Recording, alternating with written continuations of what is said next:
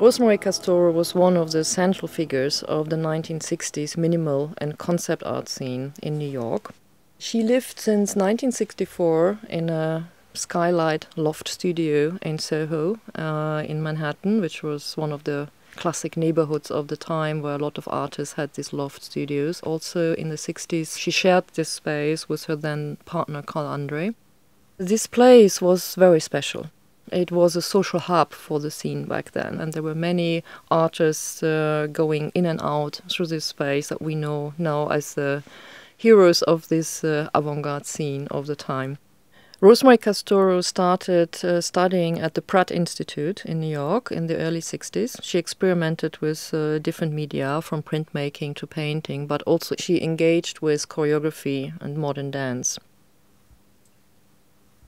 So these paintings look also like dance instructions or notations almost. They definitely engage very much with movement in space and dynamics of movement. Although there are two-dimensional minimal paintings, there are like patterns cut out of a potential infinity of form. Frank Stella said that she was one of the best colorists of their scene. The later group of paintings engages more on a conceptual level with form. And they are diagrammatic, and they deal also with the very intense surface structures. By 1969, Rosemarie Castoro stopped painting, and she starts to engage with a lot of different experimental new art forms that were around at the time in New York in the avant-garde.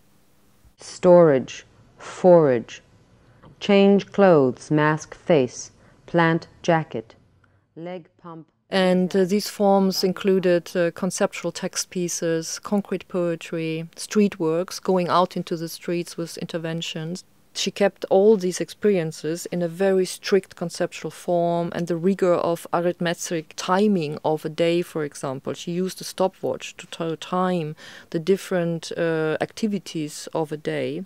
And then she called these text pieces, for example, vacation time or love's time. So we always have these double entendre and these double meanings and these allegorical meanings that enter these seemingly very formalistic, very strict works.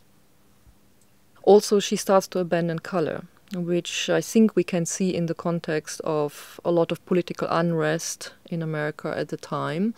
But she was also reacting towards maybe having been put too much into a niche, into a category of the great colorists, which she also found maybe a too narrow definition that could be a gendered definition.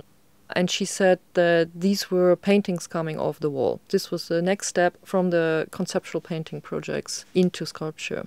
She had a self-timer Polaroid camera set up in her studio, and she would constantly engage performatively with these works in her space. And then these photographs she would paste into her journals, which were quite conceptual writing, and then juxtaposed to this ongoing studio practice. In this exhibition, we have two very important works from this period. One is a giant brushstroke wall sculpture, the largest one she ever created, and it's called Armpit Hair. It's growing literally out of the wall. So it looks as if it was made for the space, almost impromptu. It has a lightness of the gesture of this form, which is organic and abstract at the same time. And also they really start to indicate the period of what we call today post-minimalism, which means we still have an abstract form, but there is some other investment in the work. There are sexual illusions, the body comes into the picture, or playfulness.